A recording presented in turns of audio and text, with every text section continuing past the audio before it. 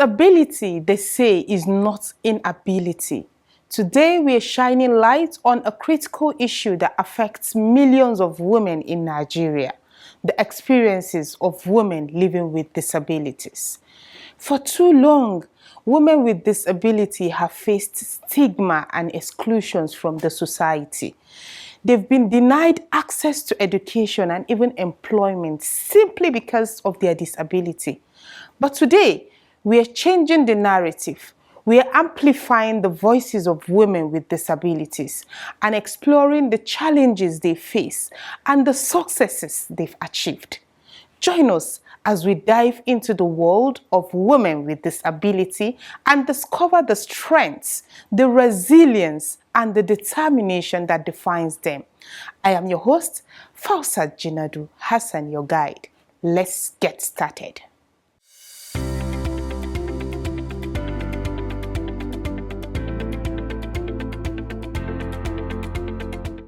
In Nigeria, millions of women live with disabilities, face unique challenges that affect every aspect of their lives, from stigma and discrimination to lack of access to education and employment.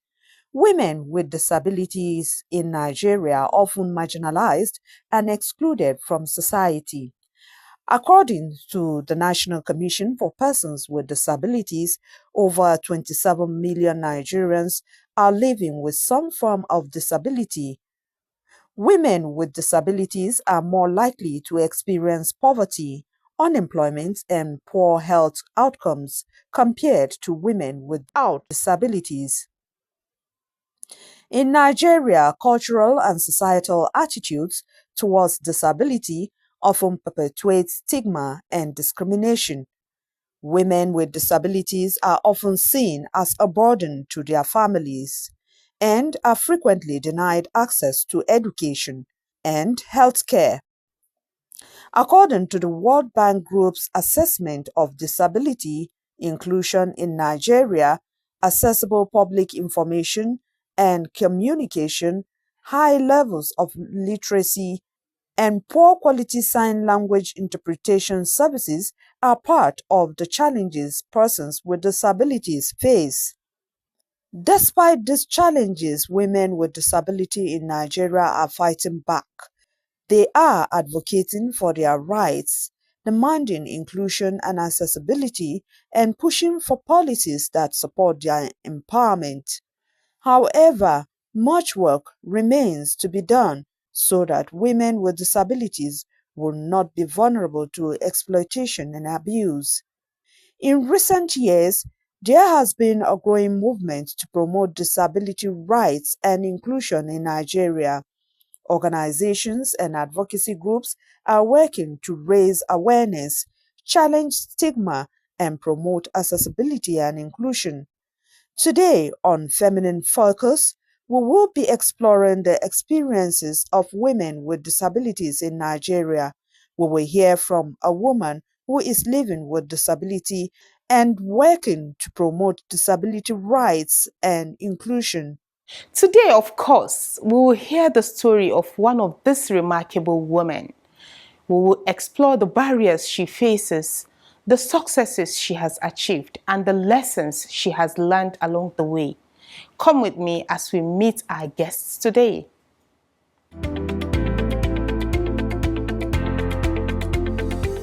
As a person with a disability and a woman, to be precise, with disability in Nigeria, it has not been easy because generally the society is not very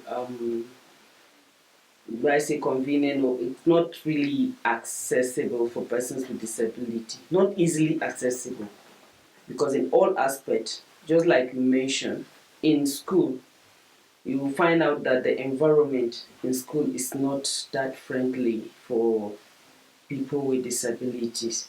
So for you to go through your education, it's always a difficult thing because you have to struggle with so many things, struggling with so many people who don't even understand you, ranging from your classmates, the teachers, the environment in itself. Because before you even get to the classroom, it's not always an accessible way for persons with disability. Being that they don't construct such schools, bearing in mind that there are persons with disability that could also attend such school. So, and generally in our communities also, you look at the roads, they are not always good. For one, like me, with visual impairment, if I have to move independently, it's definitely not easy for me because the roads are rough and there are holes everywhere, erosion and all that. And even within our homes, if it is not your own personal house that you're able to build and you now consider yourself and now make it the way it will be convenient for you to move around. But if it is a rented apartment, it's not always good because generally persons with disability are not being considered in everything that we do in this country.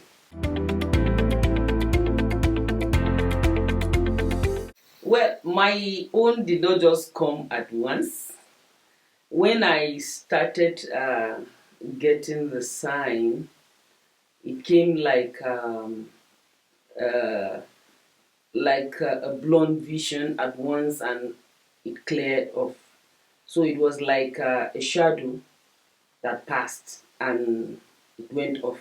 So the thing now came back, and after a long while, it appeared again, and thereafter, I started noticing that the vision it's reducing. That the vision is reducing, and continuously it deteriorated to the level it is now. First, it's normal. One will start thinking of so many things, and if one is not really lucky to have someone around to encourage, or you share with people who are able to understand you and stay with you like that, one will go into depression. But in my own case, the people around me were able to be of great help. They were very supportive and they tried their own best to see that I was able to still do some little things that I was doing before. Of course, definitely I couldn't go back to what I was doing. For example, my work. I have to stop work. The nature of my job is not that which you can do without the eyes. And with any form of disability, you cannot do that job. So I have to leave the job, and I stayed for a while because it actually took me some time before I could get over it to be able to start coming out. Because one of the things is you have to start thinking on how can I face the world? Yes, how can I face the world? Because I was not born with a disability. So it happens later in life. In fact, at full age, I will say, because I was working, I went through school to a certain level, and I was working before it happened. So there are people who theirs happen at an early stage. Maybe it depends on how it comes that one will be able to make adjustments. There are some people that will turn it, they will mock you, some will castigate you, they will throw some kind of comments that are not pleasant, and those things are not encouraging. That is why most persons with disability at first, when it happened to them, they contemplate suicide.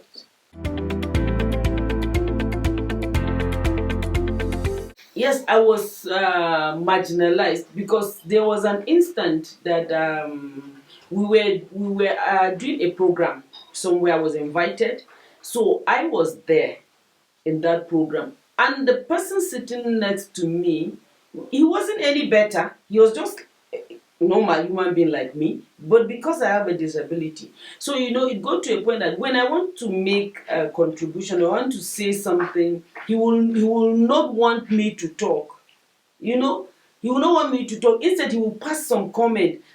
This blind woman, when people are talking, she want to talk. Because I have visual impairment, does that stop me from talking? Does that stop me from participating in anything? No, no. So that thing was not just good. It demoralizes me, and it got to a point that I was contemplating whether or not to go back there the next day, because the program wasn't just a day's program. So if not because I was able to talk to myself, said no, don't give up, keep moving. If not, I wouldn't have gone back the next day to that program. I might have a strong will to be able to go out. Some people will not be able to do that, and it will stop them from achieving what they want to achieve or attaining the height they are supposed to attain. Even within the community, when you are passing, somebody will just pass comment. Sometimes I will hear them and I will just laugh. He will say, "Did you see that woman that is going there? That woman that is walking. See the way she's going, but do you know that she's not seeing?" They will think they are talking because they are sitting there and I'm passing. I used to hear them, and I will just laugh. To some people, I will tell them, "Keep wasting your time and passing comments, but me, I'm going ahead with what is before me."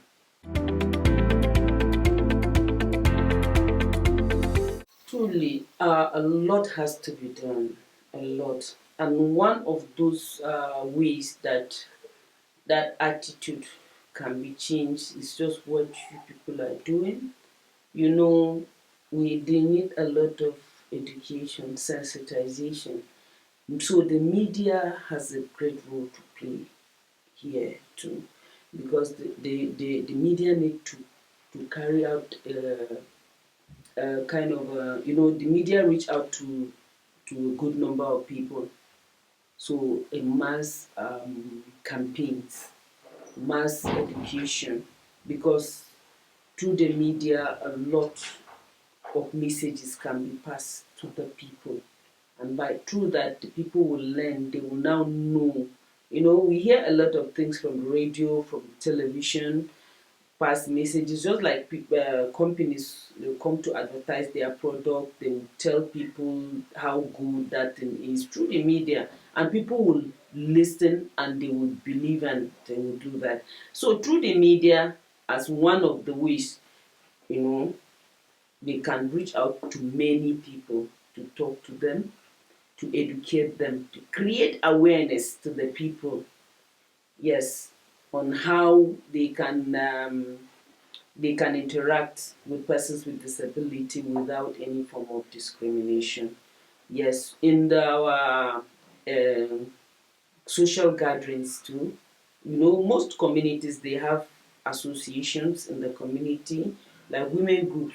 They do have women groups meetings. We also have the meetings we do in our religious gathering. Those things can also be used. We have tribal gatherings, meetings, and all those things. And then also um, through community-based organizations, by creating some programs which they hold in the community and sensitizing the people, like our organization here, Hardwired Inclusive Education Foundation. It's a community-based organization, yes, based in a particular community, but we reach out to all other communities around and even far from here. So we also do such things. Sometimes you organize a program, you call people around the community, you talk to them, educate them, teach them, and tell them. A lot of them will live happily. They will be telling you that we don't know that it is like that. It is like that. So, but when you create that awareness, they learn. I have been a part of many advocacy campaigns. In fact, let me say some advocacy to the government. And because before you will carry out anything, you must have a backing, maybe a document, so that can back you up. If not, when you step on someone's toes, the consequences might be bad. So We took some advocacies to the government offices as people with disabilities concerning policies, and we're happy that some of the policies, like in Kaduna State, some of the national policies have been domesticated in Kaduna State that also gave persons with disability the rights. Now, like a right to employment and the accessibility we're talking about of structures. And there are also some campaigns I have been part of with some other organization that has to do with the health of persons with disabilities, which we had to go through hospitals like the primary health care facilities in Kaduna State. Went through most of them, we checked them, conducted some accessibility audit, yes, of those facilities, that is to check how accessible those facilities are, because if there are no good roads and if the structures are not good for persons with disability, it will discourage them from going there to access healthcare services. So with that, we're able to talk with the people in those facilities, and now we can say that they know, and the way they treat persons with disability there has changed their attitude now. So persons with disability have started going to access healthcare. So most of those things were achieved through advocacy. Disabilities has different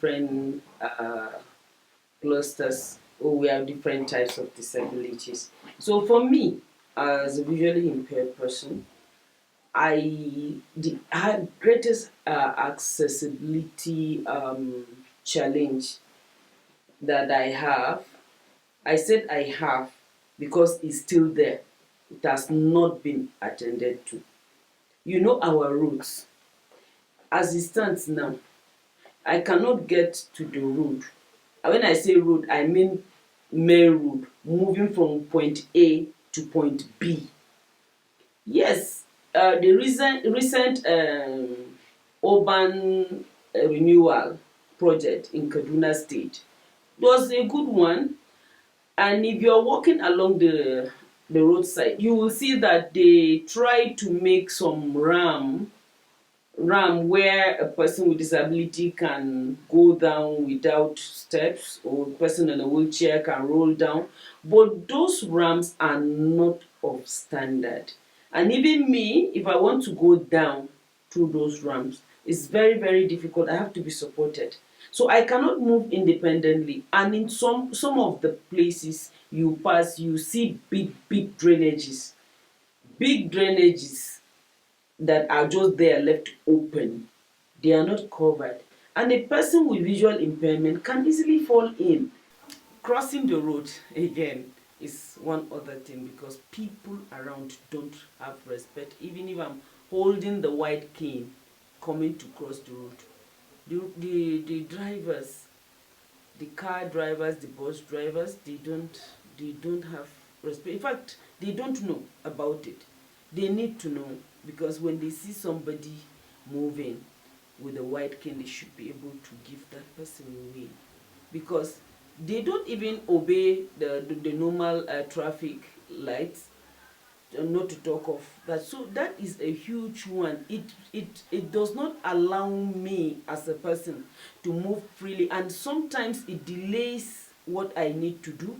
Sometimes it even make me to lose and miss out on some appointment or some activities that I need to attend, because I cannot go out on my own. I cannot. Even if I get to the road and I try to call somebody to assist me to cross, the person will just look at you and pass. But you won't blame the person. You won't blame the person if the roads are accessible. They are in such a way that one can actually get to where he's going to as a person with disability. I will not need somebody else, a total stranger that I don't even know where he's coming from. And we've had instances that persons with disability were robbed of their their their property. There was a day one of our person, visually impaired, somebody assisted her to cross the road to the other side where she wanted to board a vehicle to where she was going to. You know, after crossing the road, assisting her, he now removed her handset and left with it.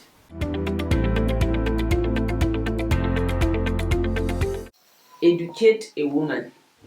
When you educate one woman, you educate the entire, in fact, let me say an entire community.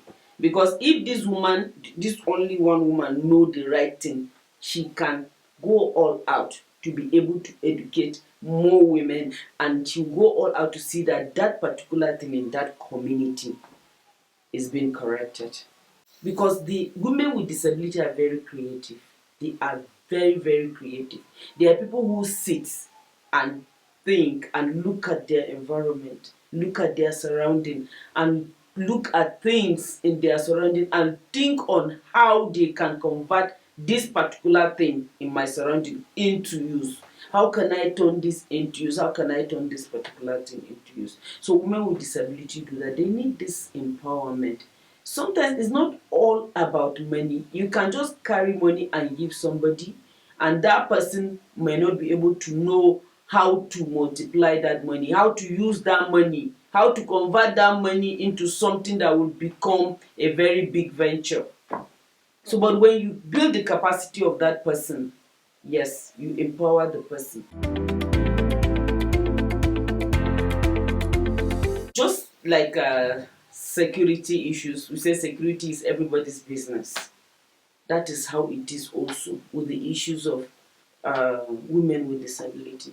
Because if we look at the society, women are always at the receiving end. Women are disadvantaged. When you talk of a woman being at the receiving end because of certain cultural tradition or societal norms and all those things, and then you talk about a woman with disability, you know, everything that has to do with a woman with disability is doubled. You know, they are most, in fact, marginalized. Let me use it like this, because when a woman is being given a small space, then the woman with disability, I can say, does not even have a space at all. So I call on everybody to see this thing as it is my own business. Let me join hand with these people to see that this woman with disability, here am I talking now today. If I was not given the opportunity, if I was not supported, like I said earlier on, when this thing happened, if I did not get help from my loved ones, from people around me, and some support from the community, maybe today I wouldn't have been here. So I call on everybody, see a woman with disability, every woman with disability, as just look at her with the eye you look at any other woman without disability. The way we look at every other man in the society, we are equal, we are the same. Everybody, give us opportunity, create a platform for a woman with disability. Whatever you see her trying to do, support her. When we say support, it's not just talking about money. You can support a person in kind. You can support a person by advising the person. You can support the person with your time. You can support the person, yes, with suggestions. You can give the person advice, advise her, help her, give her the opportunity, and see how much she has to offer, because every woman with disability you see has something to offer to her society, and she desires to do that. But if the conducive environment is not there, what do you expect? So let's join our hands together. I call on everybody that is listening to me. If you know that, look around your community, check, there is one woman with disability that you need to reach out to in your community.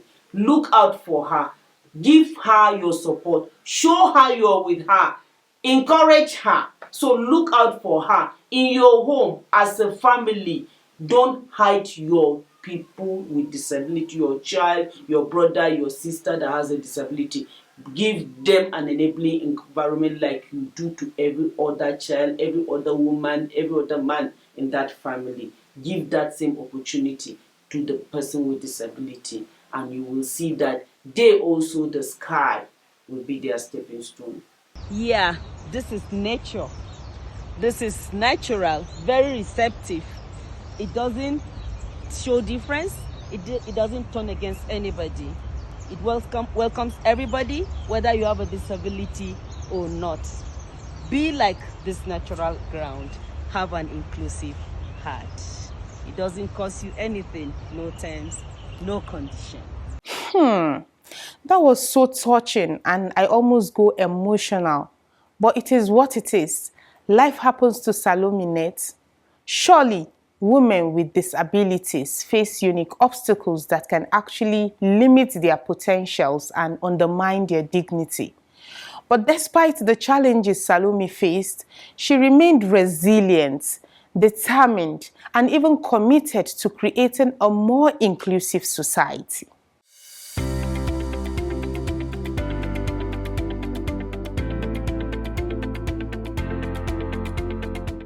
We found ourselves in a world where we hardly interact with people living with disability.